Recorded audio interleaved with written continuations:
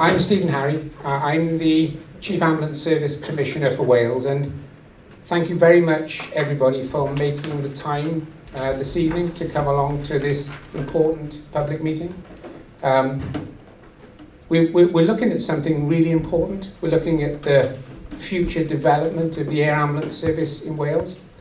I really am interested in hearing your views, which is why this meeting and other meetings and arrangements that we'll be setting up are so important. Obviously, we've not made a decision about the future of the air ambulance service, and I want to talk through with you where we are in the process.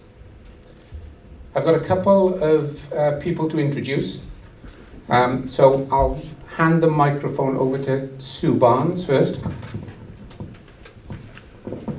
Thank you, Stephen.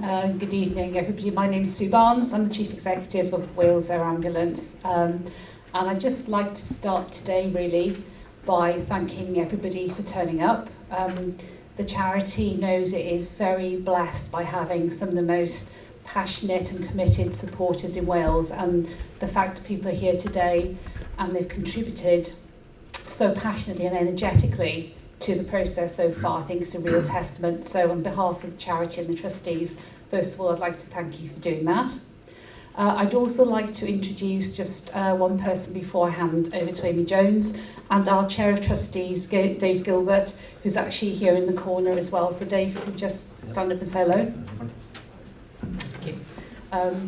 So I'm just going to take 2 minutes really to explain why the charity started this journey in the first place. Without doubt, we run a great service across the whole of Wales, and we're very proud of that. The move to consultant-led care in 2015 was a real game changer, and it's made Wales the envy of many other air ambulances and countries across the world. And by taking that emergency department care to the patient, we've shaved hours off the time it takes to get critical definitive care. And I would now like to pass on to one of our most experienced and senior medics, who is Dr. Amy Jones, who has been with the service for many years and is also often found on shift at the Welshpool base. So I've been a doctor for about 20 years now. About half of that time I've been a senior doctor, a consultant. And I first started kind of doing critical care from the back of helicopters when I'm actually a member of the armed services. I'm in the army. I did 2 tours of Afghanistan. I was very lucky to be able to see what flying a hospital out to the patient can do if you're very, very sick and injured. Because it's those patients that we really make a benefit to. You know, if you're not hugely injured, we don't really change much about your pathway through the hospital. If you're that really sick and injured person that needs that hospital level care straight away, then that's what we can bring. And I came back from Afghanistan in the early kind of 2010, 2012, and we didn't have that in Wales. We had a flying ambulance, if you like, and I saw what a flying hospital could do, and I really wanted to bring that to Wales. And I started having to work over the bridge because they did that. And then a few of my colleagues, we all kind of got together, and I was one of the kind of founding people that put together this kind of plan to get consultants on board air ambulances and to bring all this hospital level care that Sue's already spoken about. You know, in addition to putting people to sleep and giving them blood transfusions, we can perform surgery on them, we can operate on their hearts. There's lots of things we can do. Anything a hospital can do really in the first 45 minutes of care, we can deliver that at the bedside, at the roadside, wherever you happen to need us. And having been involved with the service for the last 6 or 7 years, you know, I know we've treated so many people that have needed that care and that wouldn't be here now if it weren't for that care. EMERTS is a very specialised service. So if you have a life or limb-threatening injury, EMERTS will come to you. And as Amy was saying, this is an excellent service because it saves lives, and also it makes sure that people live longer and better lives. It's not just me saying that, it's not just Amy saying that. We've had this independently evaluated, and it evaluates very well. We know that this is an excellent service. I know you know this is an excellent service. Of moving the Welshpool Air Ambulance to the other side of the Berwyn Mountains, where weather is a factor, and the A55 corridor has 4 major hospitals, and us in Powys don't have one. And you're trying to remove our lifeline from Mid Wales. Closest hospital to us is Shrewsbury. Now we're 10 minutes away. We've got one in Telford, but we have one in Aberystwyth, which is 1 hour 15 minutes away by road. And I would like to ask the question to the fantastic people who crew these helicopters. What is their opinion on the move to Rutland? Thank you. So there's a few things that you covered. Let's see if I can cover them all off. Okay. You've sort of you're a bit of a machine gun in terms of the questions. Let me try and cover them all off.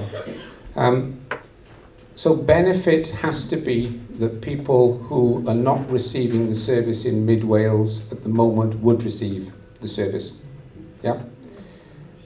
And that needs to be tested across a range of options, not just a single option. So your second part of the question was about one specific option, was about an option of a base in the middle of North Wales.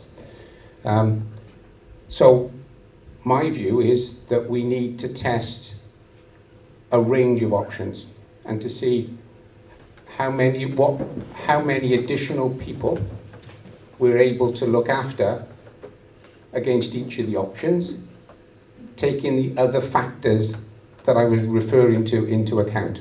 Okay? That's what we need to do. Mr. Harry, can I thank you for how you set that out? You tasked the audience and the people of Wales and Midlands to come back to you on the weightings and those. And I thought the 5 reasons you teased out are certainly what I've had in my office, and I think Russ has had in his.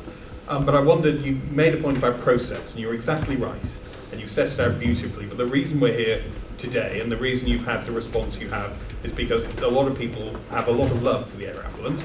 There's a lot of empathy, ownership, and a lot of people would bend over backwards to help you and will continue to.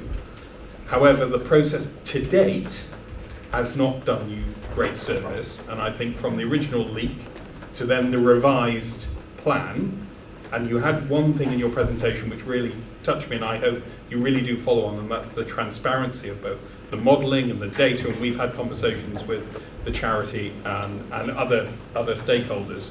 But that's what I really want to bottom out, is whether you could comment on the process to date, because clearly, if you could help draw a line and move on from that, because there is a lot of ill will, and there's a lot of people that have come to me and Russ that have felt a sense of being pushed around. Yeah. And then if you could really double down on the transparency point and what you will publish, yeah, what you will make available to calm people's nerves, yeah, on those options. Yeah, thank you. I'm a mother of a blunt force trauma survivor, so I am eternally grateful, and she ended up in Birmingham Children's. The one thing that I'd like to follow on from Craig's point is the analysis you did was, and that you have fashioned this this plan with, was done during periods of COVID. In Mid Wales, I'm sure all of you are aware, when we had COVID, you could drive miles without seeing another person. You never saw a person paragliding off a mountain. You never saw anybody undertaking dangerous sports, which this area is really well known for. You didn't see people coming over from the border, driving, causing road traffic collisions. Are you then going to be totally transparent and run those analytics again? Because I don't feel that that data you used is appropriate in any way, shape or form. I want to pick up on the staffing, the resources, and the lady on the stage said, you know, when the new contract comes in, there's an option of pilots moving over or not, as the case may be. And just as the lady over there was asking about, you know, staff, are they being consulted on this? There is a strong possibility, depending on the outcome of all this, that some pilots, if they're not 2P'd over or however it is done that way, could potentially lose jobs. And I think that is also very important to the people of Powys and Newtown, is the fact, you know, these people, dedicated people from working for Welshpool, we don't want to see anybody, you know, at a detriment through this. If anything, we want it enhanced. And, you know, we would very much like to see the additional resources of more colleagues wanting to be working on an evening standby post. But it's making sure that whatever we are putting forward is affordable. Next one. So as well as understanding those factors, we have to put some weightings to them. Should they be all equally important, or are some more important than others? So what we're suggesting is health gain and equity would have the highest weighting. Value for money would have the next highest weighting. Clinical skills, ability, and sustainability and affordability would then have the next weighting. This is our suggestion. So what we need to make sure about is that the factors that we are including are the right factors, and also the weighting that we are putting to those factors is weighted properly. Because if we get that wrong, when we do an option appraisal, what might happen is that one option might come out better than another option inadvertently, because we haven't got the right factors and we haven't weighted them properly. So it's really important that we do that, we get that right. Like I said, this is a suggestion that we put forward here. And we're going to give you lots of opportunities to think about this and respond to us. I'm not expecting an answer now particularly, because I don't want to just throw this on you and say, you must give me an answer now. I'm going to give you plenty of opportunity to feed back on what you think about those. Next one. Saying I'm incredibly grateful, as I'm sure all of us are in this room, for the provision of the Welsh Air Ambulance. I'm equally grateful I've never had to call on your services. However, the proposed or the mooted location of the under the revised plan is actually 68 miles further away from where I live than the Mid Wales Air Base in Welshpool. So I've got two questions. The first part is, how long would the additional distance add to the time to reach me if I needed your service? And what would that delay mean in terms of my medical outcomes? Okay, I'll do the medical, I'll ask Amy to do the medical outcomes bit first, and then I'll come back to try and do some sort of simple mental arithmetic in terms of the flying time, okay? 21 minutes. I'll accept your view, okay?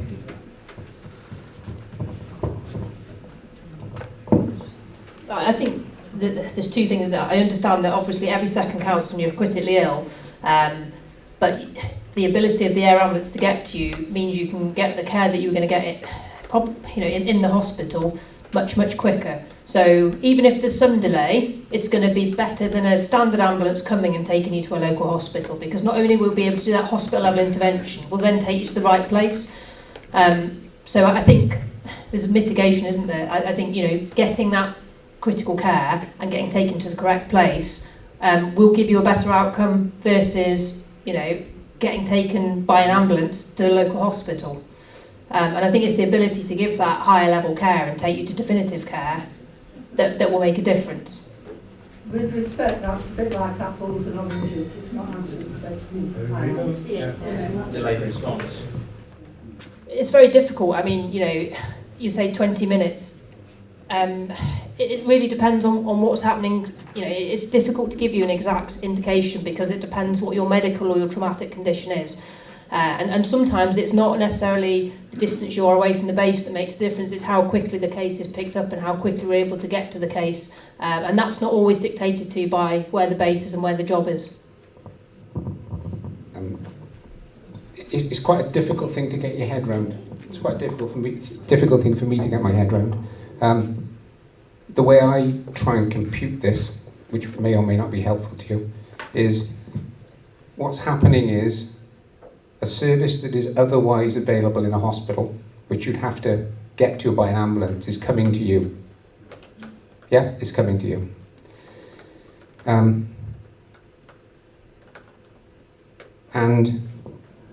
that means that your chances of survival are going to increase significantly. At the moment, we've got 3 patients a day that are not getting access to that service. Excuse me, where are your 3 patients, by the way? Well, Where are you missing them?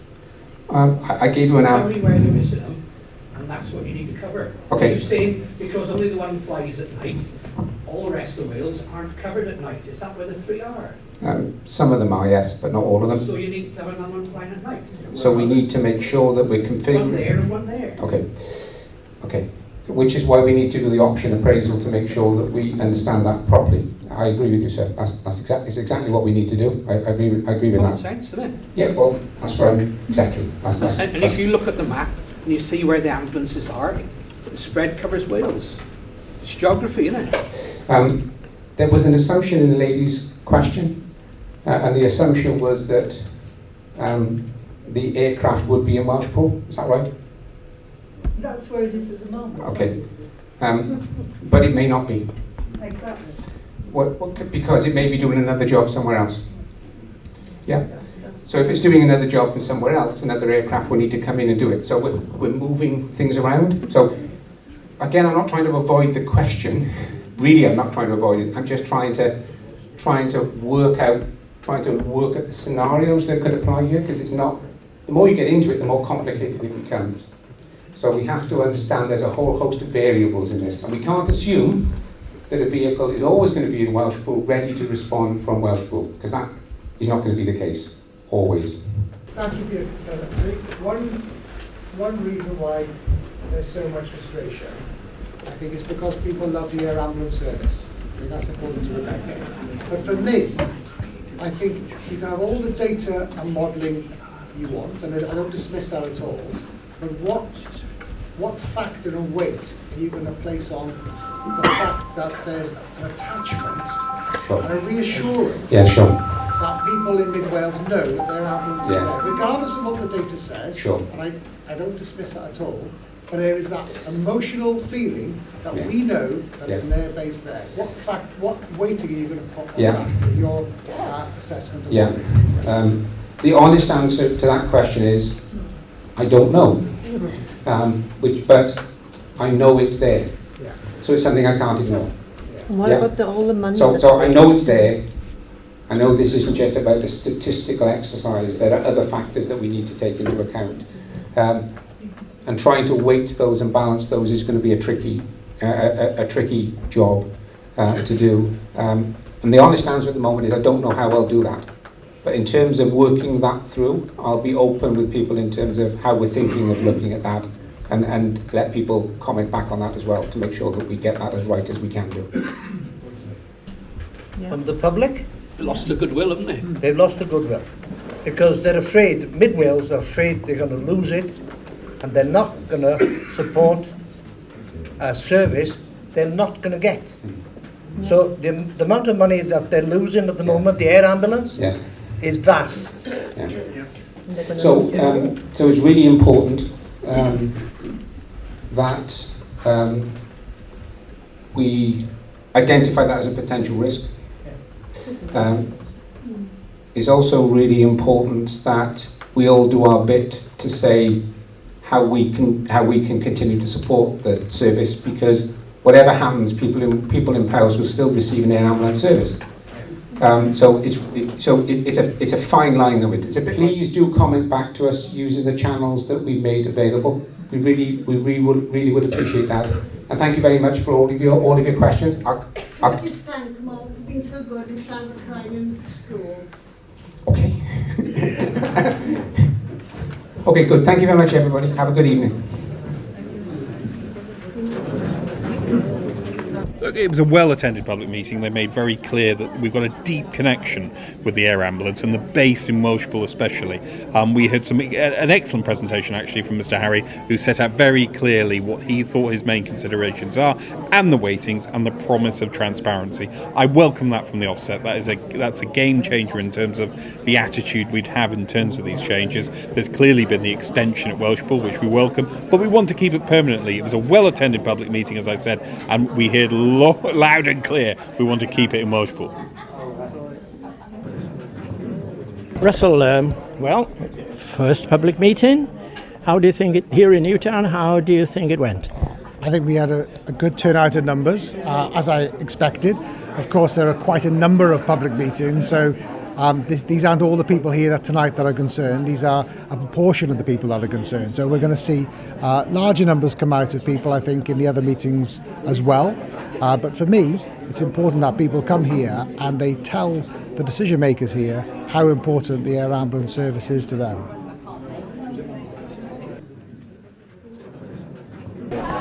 I'm Stephen Harry and I'm the Chief Ambulance Service Commissioner for Wales. Steve, your first public meeting, well, how do you think it went? I think it went well. We had a very good turnout, so I'm very grateful for the residents of Newtown for coming out and providing us with really helpful information, which we're going to use positively in terms of the review that we're going to undertake. So a good evening, I think. So it appears that this is the sort of turnout you probably will expect in many areas you go. I know this is a really important service and people are passionate about the service. So I'm really looking forward to further meetings, meeting lots of people from across the whole of Wales and listening to their views. Well, I must say you've got a mammoth task ahead of you. I think by what I've seen, I can see you're very fair, and I think the people are, warming to you, and I think that there is obviously concern on the funding side, which is obviously going to be a big problem for the future. Yes, I think this is one of those cases where we're not trying to take funds away. We're trying to make the best use of the funds that we've got, and the charity have been incredibly generous in terms of their donations into the service. So actually growing the amount of money into the service, but it's an important point, along with lots of other points which I look forward to hearing and trying to take into account as best as I am able.